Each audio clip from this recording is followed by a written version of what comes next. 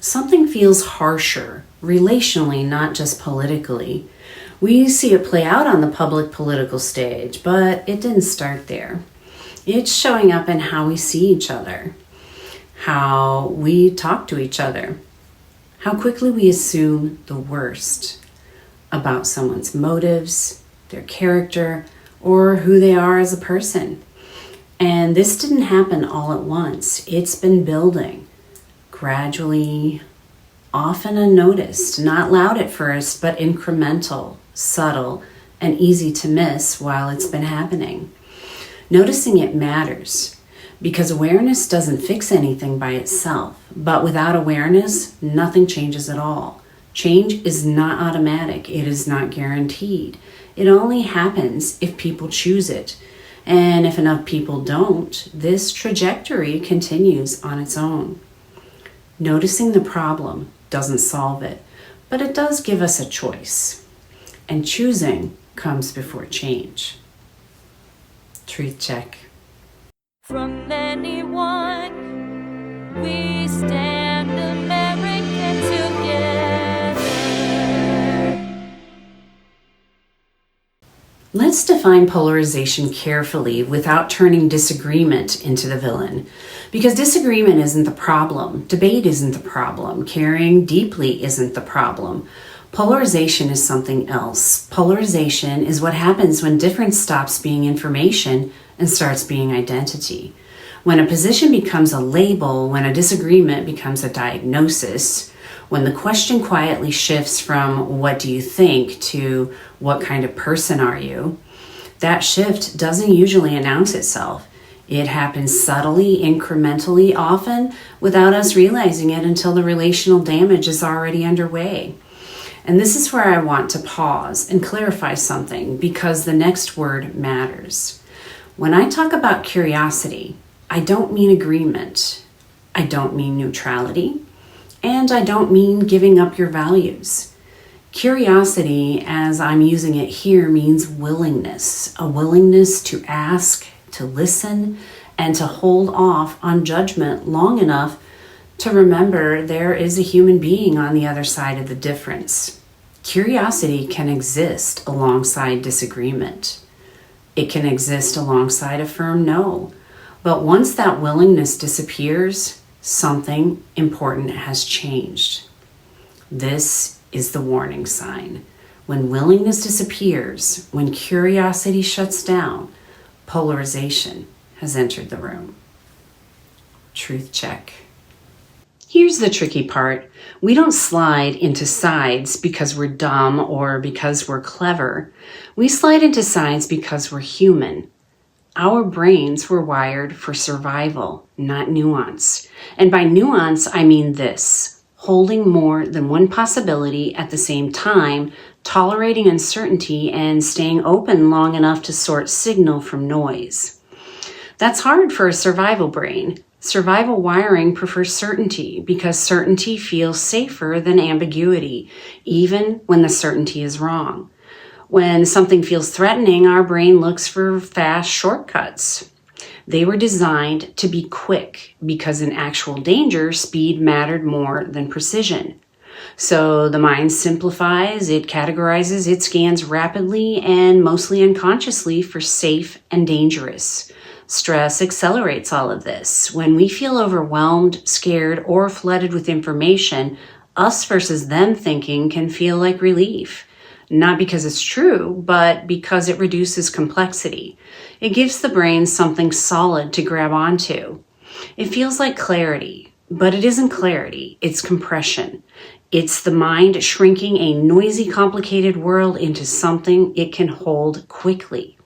So here's the boundary worth noticing. This wiring explains the pull, the impulse towards sides, labels, and certainty. It does not excuse what happens when fast, unconscious survival reactions are allowed to guide our conclusions, language, or treatment of other people. Truth check. This is the heart of the episode because polarization doesn't just divide opinions. It changes what feels acceptable, The first cost is dehumanization. People stop being people to us. They become symbols, stereotypes, a story we tell ourselves. Language gets colder, less careful, less human. Understanding gets replaced with dismissal, and over time, suffering starts to feel acceptable as long as it's happening to their side. The next cost is moral assumption. We don't just disagree with someone's ideas. We assume something about their character. We decide they're ignorant or malicious or dangerous. And the moment we do that, curiosity shuts down. The third cost is emotional exhaustion, because holding that mental posture all the time is exhausting. Constant vigilance, always braced, always reacting, there's no rest in it. Relationship damage is another cost. Friends get avoided, families fracture, silence replaces honesty, and one of the most painful costs is this: communication collapses, because perceived attacks trigger defensiveness in us, and when we're in defense mode, we lose access to listening. Once listening shuts down, positions harden. We don't just hold our views, we armor them. We can't change minds we've put on guard with our own reactive words. Truth check. Now zoom out. Why does this keep intensifying even when so many people say they're exhausted by it? Because polarization doesn't just live in opinions. It lives in feedback loops, online, in our conversations, and inside our own minds. Outrage gets rewarded. Not because people are bad, but because reactions driven by our survival brain travel faster than pausing to reflect. Strong emotion grabs attention. Attention drives visibility, and visibility signals, show me more of this. So louder messages spread further, sharper language travels faster, and nuance, which requires time, effort, and patience, gets buried. This happens online, where posts that provoke anger or fear are shared more quickly, because they trigger fast, instinctive reactions before our thinking brain has time to engage. It happens in media, where emotionally charged framing pulls attention more easily than careful context. And it happens in us when reacting feels easier than slowing down and sorting through the emotion, the noise, and what's actually true. Not because most people are extreme, but because extreme content performs better inside these systems. It provokes, it simplifies, it creates sides, and over time, those repeated reactions don't just shape what we see, they shape what feels normal to say. This episode isn't about naming villains, it's about naming dynamics, because systems don't escalate on their own. They escalate based on what gets reinforced. And whether we realize it or not, every reaction feeds something. Sometimes division, sometimes understanding. Every share, every pile-on, every pause, every moment of restraint or care. Once we can see that pattern, we get something important back. The choice to respond intentionally instead of automatically. To decide whether we amplify heat or slow things down long enough for clarity and humanity to stay in the room. Escalation isn't inevitable, but it is self-reinforcing unless we interrupt it. Truth check. Now comes the uncomfortable part, because polarization isn't something other people do. It's something humans do. Everyone slips into reactive thinking sometimes. I do. The red flag isn't disagreement, it isn't strong emotion, it isn't having values. The red flag is when we start assuming intent or assigning character without enough information to justify it. When we catch ourselves thinking, I already know what kind of person that is, or if they believe that, they must be, that's the moment polarization quietly moves from ideas to identity. And this is where the pause matters, because when we notice that red flag, we're not failing, we're becoming aware. Pausing doesn't mean backing down. It doesn't mean becoming neutral, and it doesn't mean giving up what matters to us. It means interrupting the automatic pattern long enough for our thinking brain to come back online, long enough to choose our next move on purpose, instead of letting a fast emotional reaction choose for us. That choice might still be disagreement. It might still be a firm boundary, but it's chosen, not triggered. It is human to react to strong emotion with our survival wired brains. Catching the reaction is progress, not failure, because awareness is the moment we get choice back. Truth check. So if there's one side worth choosing, it's the human side, not as a slogan, as a practice. Choosing the human side means resisting shortcuts, especially when emotion is high. It means choosing complexity over caricature, remembering that real people are more layered than the worst thing we've heard about them, more complicated than a headline, and rarely reducible to a single belief or vote. It means slowing judgment before condemnation, not to excuse harmful ideas, but to understand what we're actually responding to before we decide how firmly to respond. It means seeing a person before turning them into a label, because labels are efficient, but efficiency is not the same thing as accuracy. Most human beings are a mix of good intentions and blind spots, convictions and fears, experiences we can see and experiences we can't. And yes, disagreement still exists. Boundaries still matter, values still matter. But when disagreement turns into dehumanization, we don't just lose conversations, we lose the ability to solve anything together. Because once people stop being human to us, anything done to them starts to feel justified. Humanizing others doesn't weaken your values. It's what keeps your values from being distorted by fear, anger, or assumption.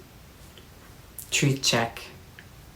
This is where it moves out of theory into real conversations and real moments. When we slow down and look honestly, polarization doesn't just change what we believe. It changes how we relate, how we speak, how or if we listen, and eventually how we see one another. It trains us to collapse complex human beings into categories, to assume intent instead of asking questions, to protect a side instead of examining our thinking. And the most difficult part to notice is this: it doesn't arrive loudly. It shows up quietly, in sarcasm that replaces curiosity, in certainty that replaces humility, in conversations we slowly stop having at all. Polarization isn't just something happening around us. It's something we either reinforce or interrupt through small, repeated choices. Truth check. This week, notice what happens inside you when you hear something you strongly disagree with. Before responding out loud or online, pause long enough to ask one question. Am I responding to an idea or to the person I think holds it? You don't have to answer it perfectly. You don't have to soften your values. You don't even have to change your conclusion. Just notice the difference. That pause won't solve polarization, but it does something essential. It keeps you from becoming part of the machinery that deepens it. And cultures don't shift through grand gestures. They shift through enough people choosing interruption instead of acceleration. Not automatically, not easily, but intentionally. This channel isn't about forcing agreement or flattening differences. It's about slowing down long enough to think clearly, together. Different views are welcome here. Disrespect is not. If you disagree, explain why. If you see something differently, add to the conversation. Here, differences aren't weapons, they're starting points. If you'd like help shaping a response, whether you post it or not, I've linked my 3 Ps in Action comment edition in the description. It's the same process I use myself to pause, pinpoint truth, and proceed with purposeful forethought. This episode focuses on well-established psychological patterns and observable human dynamics. Specific studies, research summaries, and companion episodes are listed in the description for those who want to explore deeper. Polarization isn't sustained by how loudly we argue. It's sustained by how quickly we stop seeing each other as human. And the quiet truth is this: every moment of pause, every refusal to reduce someone to a label is a small act of resistance against that drift. Those moments add up. If this resonated, you're welcome to share your thoughts below or simply sit with it. If you found this meaningful, liking, sharing, or subscribing helps this space grow, slowly, thoughtfully, and with intention. Remember, pause, pinpoint truth, proceed with purposeful forethought. Join the conversation. See you next time.